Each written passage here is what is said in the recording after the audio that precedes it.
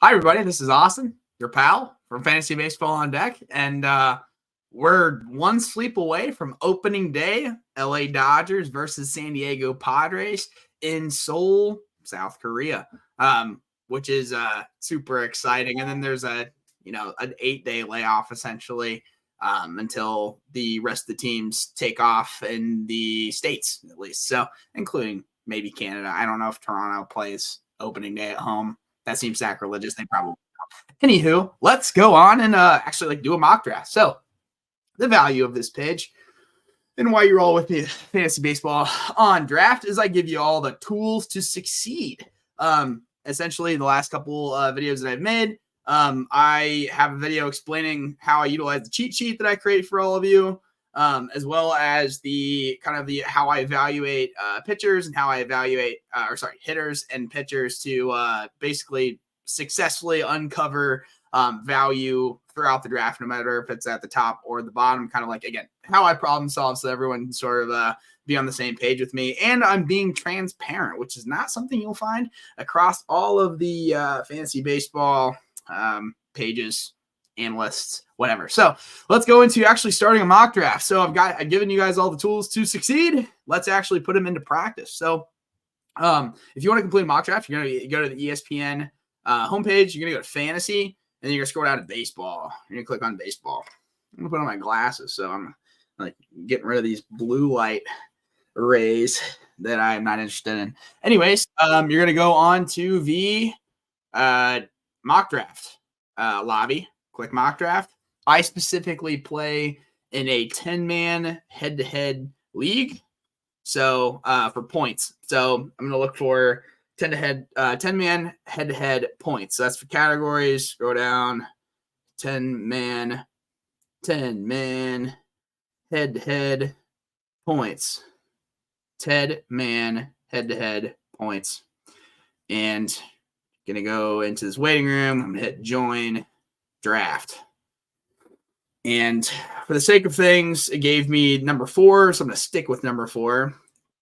And I'm going to wait the 2 minutes. But while we're waiting the 2 minutes here, I think this is a pretty easy time that I could set up the kind of how I'm going to go about drafting. So here is side by side my fantasy baseball tool that I make for all of you, because I'm just a good guy inside of the goodness of my heart. But also, if I sort of scroll over just to go over the tool again, it is updated as of today. So today meaning the 19th of March. And I going to the top. Work with me. Gosh, annoying.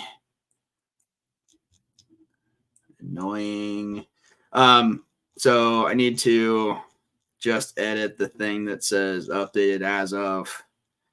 Or I don't want to see that. Sorry, guys. I do this on the fly, and I have a low production value. I'm a one-man team. We're gonna make mistakes. But anyways, how to sort of read the tool that I've created for all of you should be pretty self-explanatory.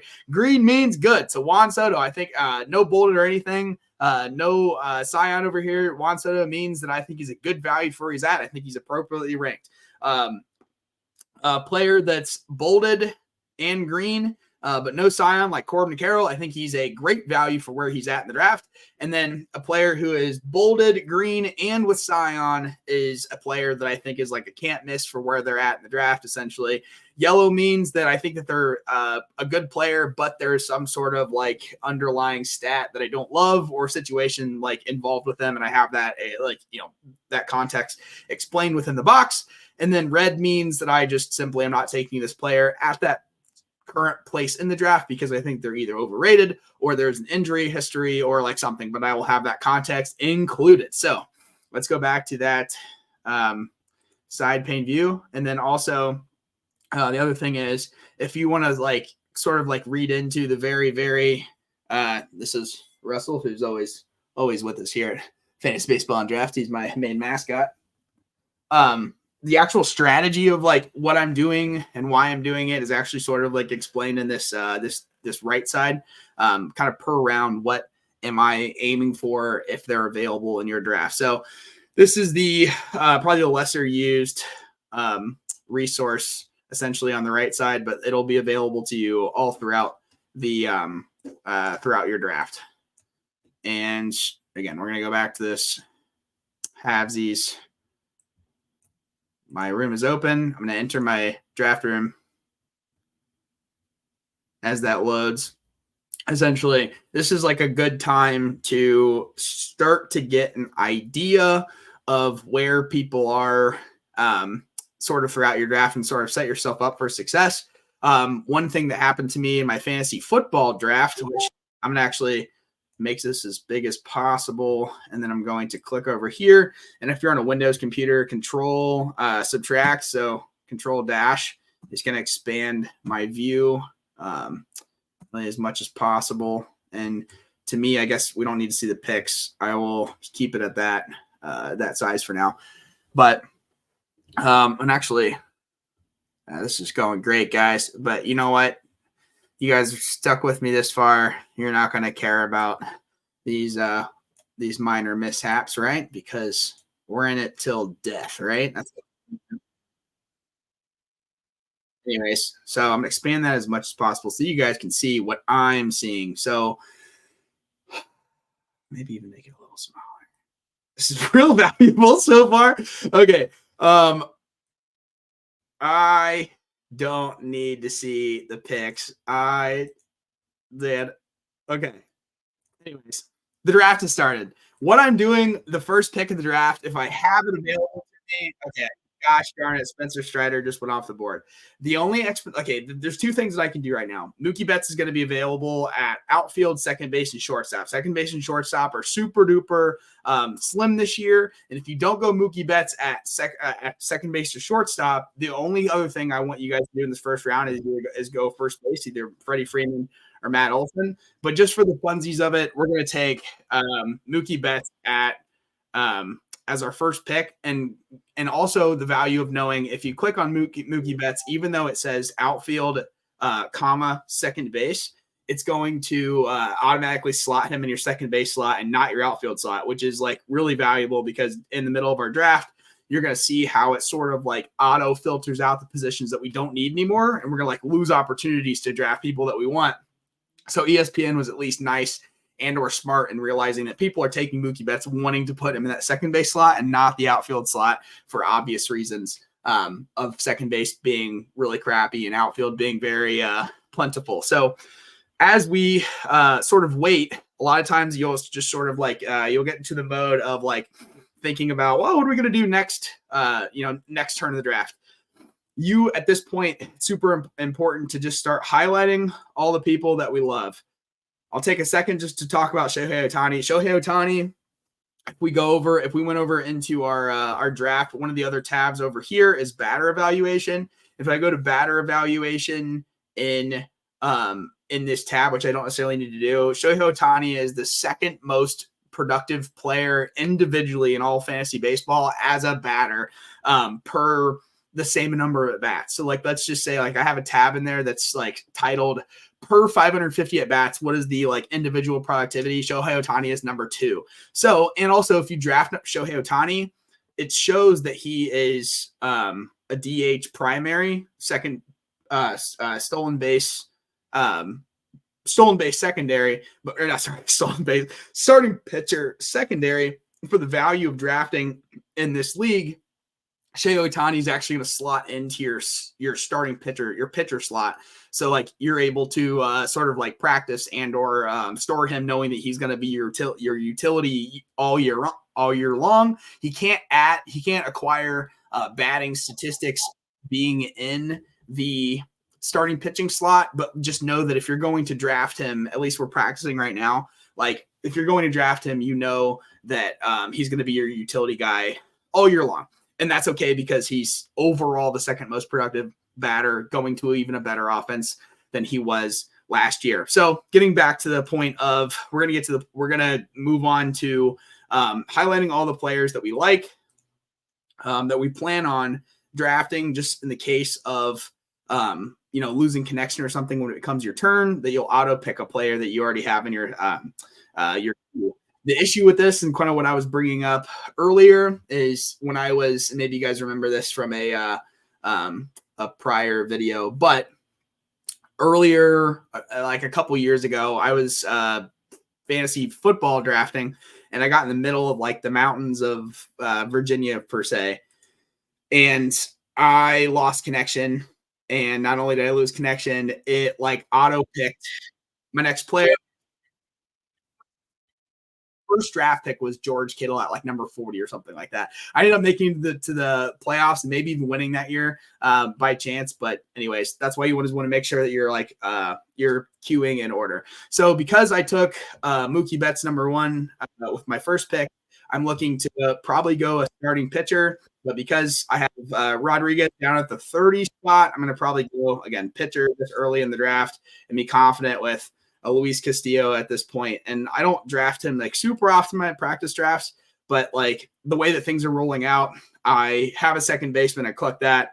I now have an elite, very, very good starting pitcher. This next round coming up, I want you guys to see the scarcity of first base already. So it's like back to Vladimir Guerrero Jr. at 29, Bryce Harper at 35. I don't want Bryce Harper. And then Pete Alonso at 41. And after that, it is a drop off. Like if we don't get Vladimir Guerrero or Pete Alonso, essentially, which I'd almost rather have, Vlad's going to probably explode. That's just the way that he is. But if we don't get Vlad or Pete Alonso, there's a huge drop off. The next option is going to be Spencer Steer, essentially, in my head. So this is kind of why we're making sure to get a first baseman early, knowing how, how scarce that position is. And then also my favorite third baseman in the draft, probably player overall just about every year, is Austin Riley at third base. But I know that there's a lot of third basemen later with. So I would feel confident in skipping over. This is a situation where this is our third pick, and Marcus Semion's on the roster, knowing that Marcus Semien is only one of three second basemen between him, Ozzy Albies, and Mookie Betts that are going to actually be like super productive players.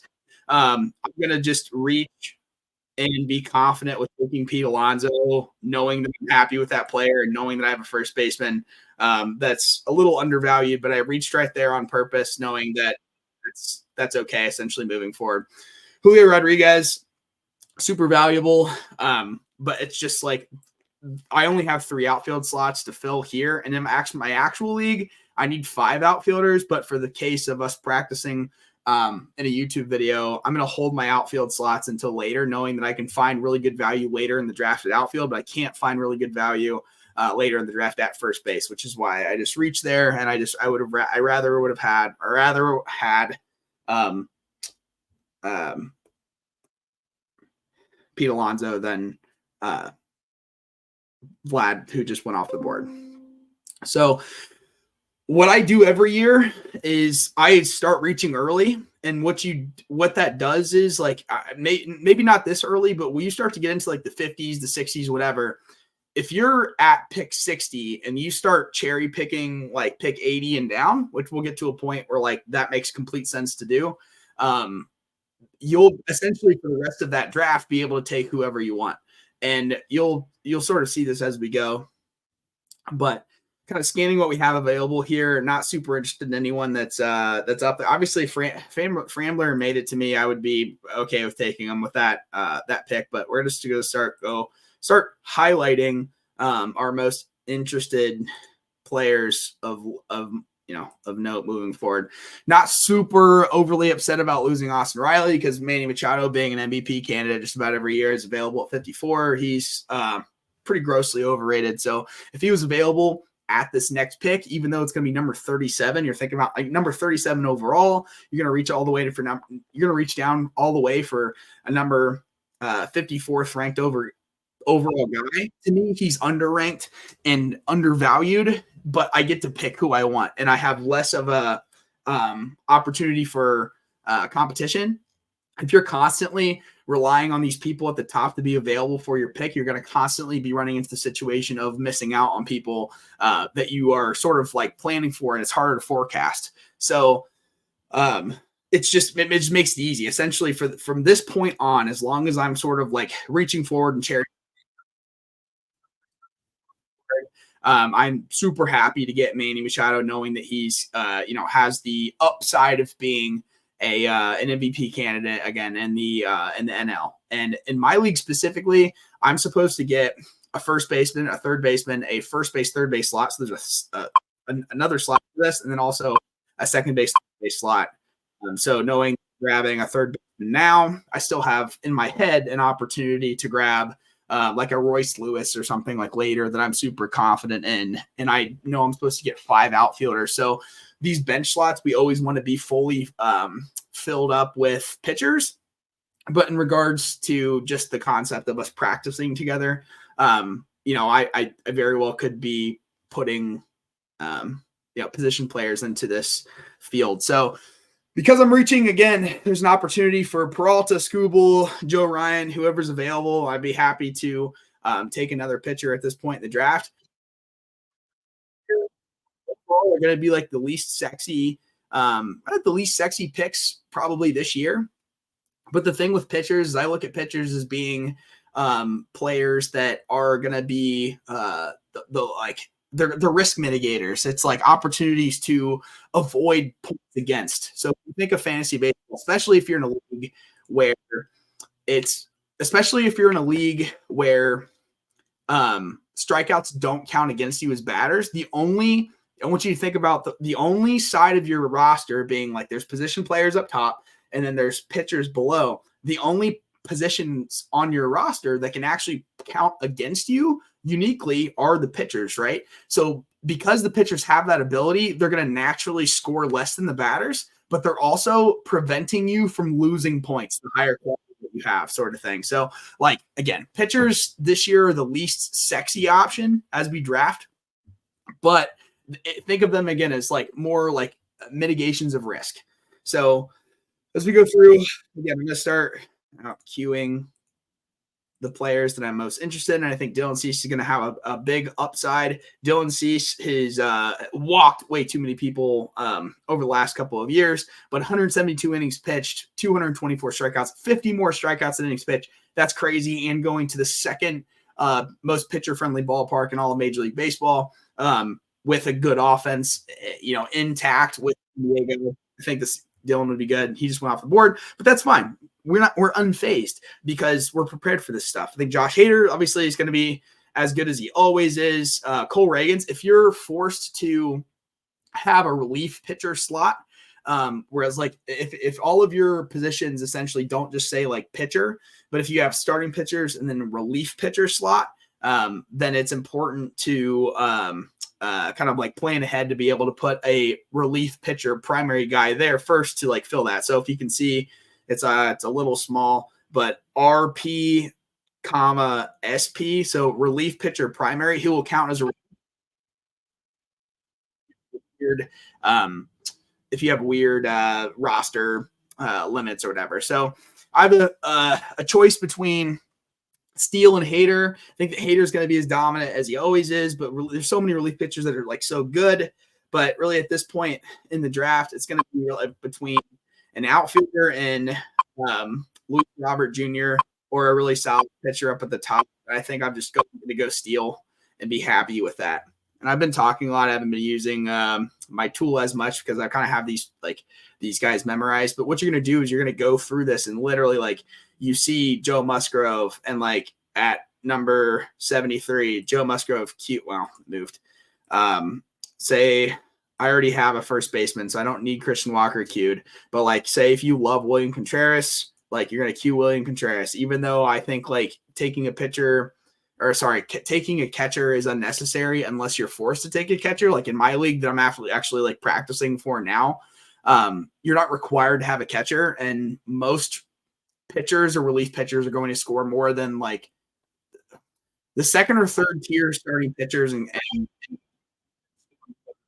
your catchers per se. So that's what you're kind of sort of doing the balancing act between.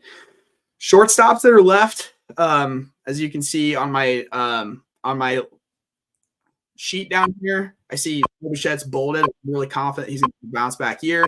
Ellie De La Cruz, then too, but like I have an opportunity to go more confident and reach and grab Bo Bichette, filling that shortstop slot. And then I think the highest ceiling guy right now on the board is Luis Robert Jr. Maybe he'll make it to us, maybe he won't. But again, just kind of go down and start highlighting the people that you see. So I'm down to Hunter Green, Blake Snell. I can't at 89. That's crazy. So Blake Snell going to San Francisco. He signed a 2-year contract, $30+ million per year with a guaranteed player option. So that means that he's going to San Francisco. We've seen this before. Carlos Rodon did this with the White Sox.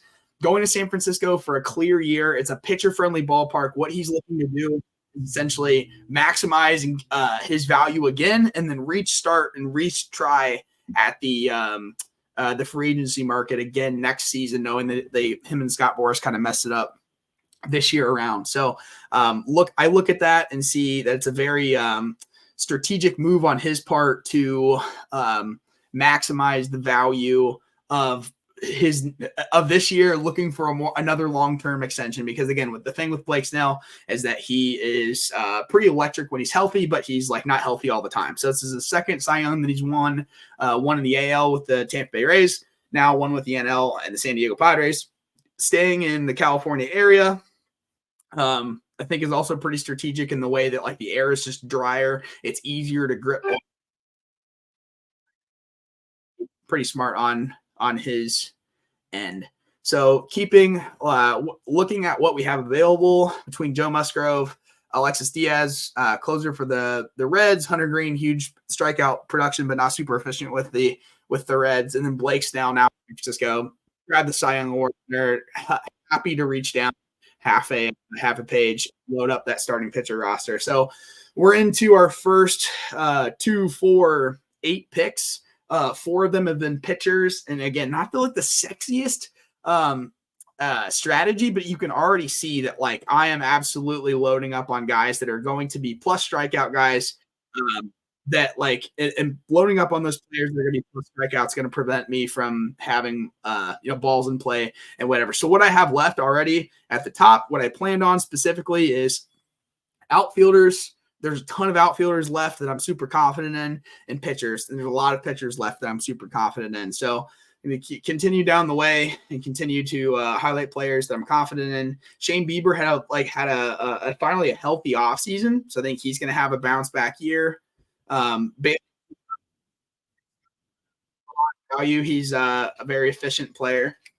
Please stop scratching at the window, Mr. Cat. So looking at what's available to me, I have Hunter Green bolded. I'm super confident in his strikeout ability, but like if I'm looking at kind of the overall, it's between Bailey Ober and Shane Bieber. And I think that Shane Bieber, just at the very beginning, is going to garner more trade value, but also I don't think Bailey Ober is going to be selected here. If he is, that sucks. Whatever, we'll move on, not miss him. But not many people know Bailey Ober, so I'm going to maybe assume that he makes it past this next set of cues.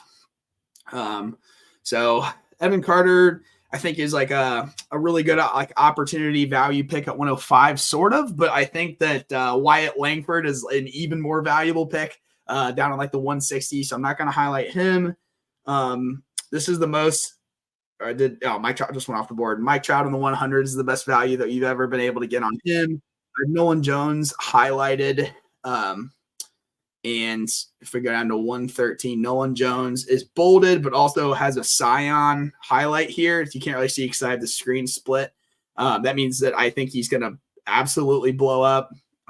Great season to come, sort of thing. So that's a player that I definitely want to think about reaching for, knowing that like I've built up my starting pitching roster pretty well so far. Just have him in my back pocket as an option. Royce Lewis, I talked about earlier. I have a third baseman in Manny Machado. I have but in my league specifically, and kind of what I'm practicing for is I have a first base, third base slot. I have to fill that as well. Royce Lewis is going to be on my radar. So we're at number 97, pick number 97. Relief pitchers are something I always like sort of look past. I absolutely don't want to miss out on Nolan Jones at 115. And even though he's past pitchers that I'm happy with my pitching so far. So I'm going to Nolan Jones with my first outfielder, knowing that I now have an outfield slot filled. Kind of as we move forward, there's a lot of pitchers that I really like. So if one of these guys somehow survives to my next pick, that's great. But if not, then we know that there's plenty of value moving forward. Tanner Scott, I'm not going to highlight him because the relief pitchers I just decided that I'm going to take later. But and also in the real drafts, we'll like when it's not practice and people just don't value relief pitchers. A lot of times they'll sit up there. So now I'm going to be between again Bailey Ober and Royce Lewis. And I mentioned before, like Royce Lewis is someone I absolutely don't want to miss out on. I have a lot of faith in Bailey Ober. I mentioned that I thought he would drop in value. I'm not going to pick again until it's too close to Royce Lewis comfort. So I'm going to take Royce and just know that I have him on my roster and I have a lot of faith in him. But he's going to be my I guess he's in my utility slot now. But he would in my league again fill into that first base, third base slot, and then knowing as well that I need to fill in that second base, shortstop slot as well. So Walker Buehler has no plans of really like throwing yet from like what I've seen, unless they just released something today. So he threw live batters today. He's up to 97 miles per hour, which is good for him. But there's no like he's still going to miss the first couple months of the season. The Dodgers, I'm not taking any Dodgers pitchers this year only because I think they're going to have to play with a 6-man rotation. So I'm just thinking I'm straying away from any Dodgers pitchers personally in my own head. But this is where we kind of start to hit a little bit of a lull. Michael King's been running up the draft boards. I think that Michael King is incredible. He's one of the pieces that the Padres got back for Juan Soto. And this is a player who also he is a relief pitcher primary tag, meaning that he came out of the bullpen more often than he came out of as a starting pitcher last year for the Yankees. Absolutely in my head need on my team. The players above me here, I'm not super crazy about. So again, it gives you the opportunity to reach for and have almost no competition for these players that I truly love. So Michael King's going to get drafted onto my team, and I'm super happy about that. Spencer Steer, I think if you miss out on either Pete Alonso, Matt Olson, or to consider grabbing Spencer Steer. And yesterday, the extra context of Spencer Steer played second base. Jonathan India played first base. Spencer Steer is going to play all over. The fact that he has first base, third base, and outfield eligibility, I think he's going to also maybe gain second base eligibility throughout the season. Maybe not super quickly, but absolutely have that opportunity. So I'm going to take Spencer Steer and be super happy with that, knowing that he fills a slot that I don't have and that he's super flexible. So Spencer Steer, happy to have him on my roster. CJ Abrams, I think, has an uncanny ability to steal bases moving forward. So again, Michael King, Spencer Steer, both players that were highlighted in bold. 149. I assume that Ellie De La Cruz is already gone. Yes, he was nabbed earlier. CJ Abrams, Lane Thomas at 160 is a great value. Wyatt Langford, I think, is going to be a great value at 161. AJ Puck's going to get an opportunity for the first time to start in the Marlins rotation, which is really, really hurting, especially after Yuri Perez just got hurt. AJ Puck was a top 5 overall prospect in baseball just a couple years ago, coming out of the Oakland Athletics. Oakland Athletics farm system is what I meant to say. Bryce Miller, super efficient player. His ERA. So let's talk about the important parts that we're focusing on with our guy. So innings pitched, we always want more strikeouts than innings pitched. And he doesn't necessarily fill that category. And his ERA was at 4.32, which is not what we want. But if we focus on this 1.41 or 1.14 whip, anything below a 1.20 is really, really good. I would expect his ERA to naturally deflate, which is why the ESPN projects him to have a 3.88 ERA instead of a 4.32 ERA, even with a higher whip. because that whip number and the innings pitched plus strikeout ratio are the two things that are most important. We want pitchers ERAs that are in the threes or lower, but there's a lot more that kind of goes into calculating that ERA and earning that ERA number that is less dependent on the player themselves and more like the team overall. So looking at my roster, I know that I need a shortstop, second base slot because I haven't filled that. And that CJ Abrams, Dean Thomas coming up, super valuable. I'm at pick 137. Go ahead and fill that shortstop, second base slot, and know that I'm filled up and done with those. I would love to have Wyatt Langford. He's absolutely been exploding. Lane Thomas strikes out a ton. So if you're in a league that you lose a point or lose half of a point for strikeouts against you, Lane Thomas is a little hurtful, but plays every single day at the 2 slot in a Washington offense is going to score, I think, more runs than people realize. But the overall ceiling talent of Wyatt Langford at 161 is something I'm super happy to get. And again, because we're reaching down half the page each time, less competition for like the players that we're truly interested in, right? It's not about getting players that are perceived as valuable. These points totals on the side here mean nothing unless you're trying to trade for people preseason. And we just want to make sure that we're walking away with players that we love. So just continue to go down and highlight the people that make sense that, to us. Teoscar Hernandez is a popular name so far this year with the Dodgers because he's going to hit in the middle of a really, really good offensive lineup. But Teoscar Hernandez strikes out. They're projecting him to strike out 210 times, which would be have to be first or second in baseball. Strikes out a ton, but when he does get the ball to the bat, productive player. So again, know that like if that's a player that you're interested in, only be interested in him if you're in a league that doesn't penalize for strikeouts. Jazz Chisholm Jr. is an all-star, perennial all-star talent, MVP talent, absolutely a 30-30, so a 30 home run, 30 base type of player.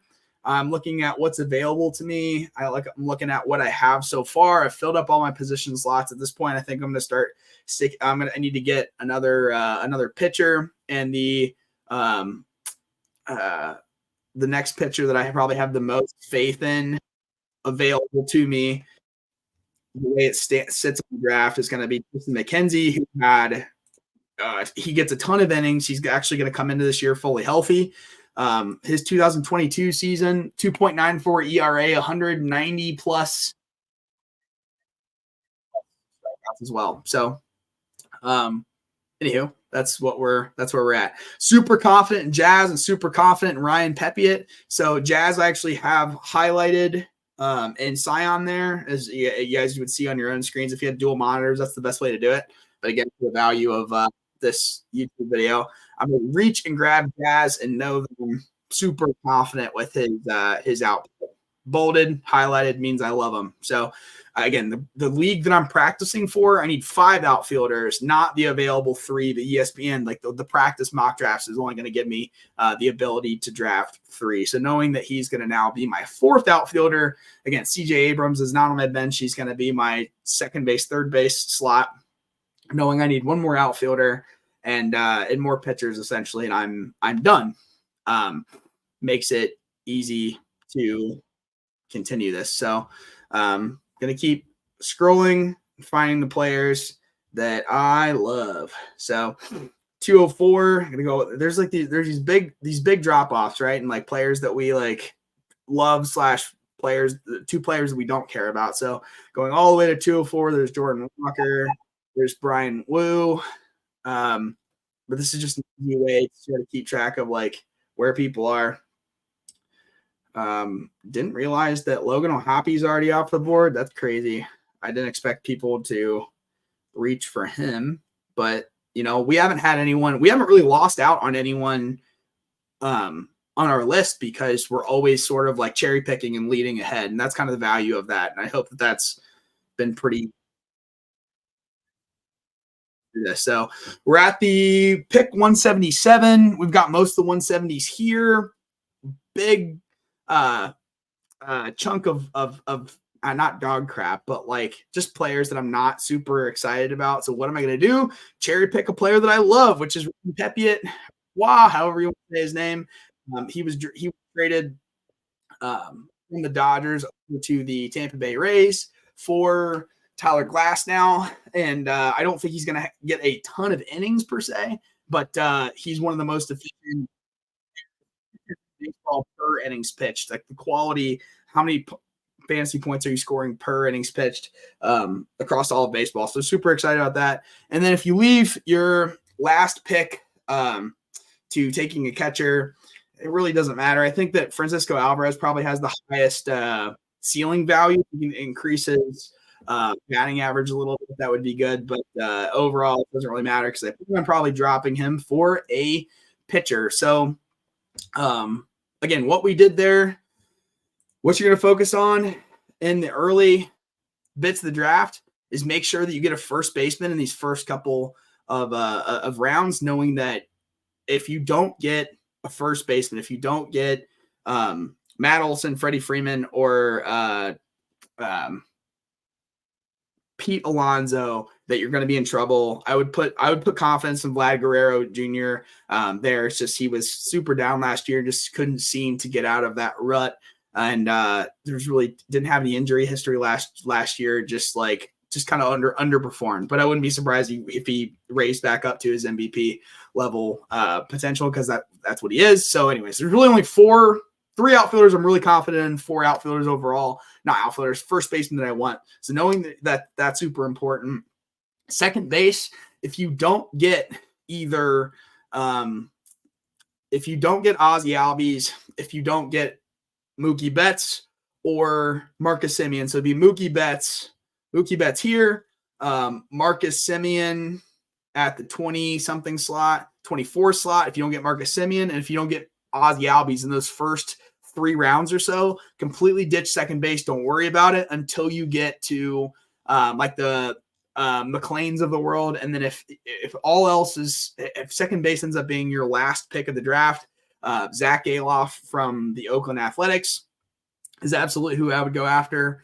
And also know that Jorge Blanco of Seattle has been absolutely crushing the ball. It's just that he hasn't had a fully healthy season since like 2019. So Zach Galoff, I'd be super happy to have. And he's down at like the 280s, I think, if I just looked him up.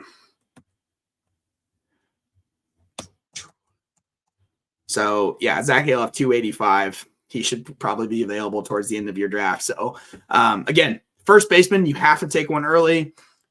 Make sure that every time you sort of get into those modes of like, there's no bats that I love, there's nobody that's like crazy popping out on the page, always lean back towards starting pitchers, knowing that starting pitchers are just going to be that risk mitigation tool that you're constantly looking to use.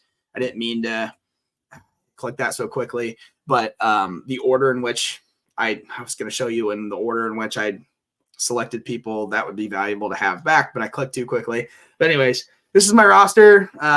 Pretty easy practice draft. Obviously, like, it's the wild, wild west out there. When you're actually in your real draft, people are going to grab what they're most attached to as quickly as possible. I didn't grab any closers, but knowing that like there's a whole 8 days to make trades and different things, picking up closers or finding closers with value is not going to be super duper hard. But anyways, to cut this off, to make make the video as short as possible, even though it's already almost 40 minutes. That's all I have for all of us today. Thank you so much again for all the support. Yeah, some people even I put an option on my my draft tool for people to donate a couple bucks if you wanted to, not asking for that ever, but enough people throughout the years have asked if they could send me money. So I at least put it up there as an option. People have been sending me money, which is crazy. Super nice. And just know that like at the bottom of my heart, I really appreciate it. It means a lot. All of your support and all that jazz is just the best. And that's why I stopped sharing my screen before I showed on the actual tool. There's my Venmo. If you wanted to send me $1, be very appreciated. But again, not asking for anyone's money, just asking for people's friendship, which might seem a little more desperate. I don't know which one's worse, asking for money or asking for friendship. I'll ask for both. This is Fantasy Baseball on Deck. See you later. happy opening day tomorrow. Anyways, bye.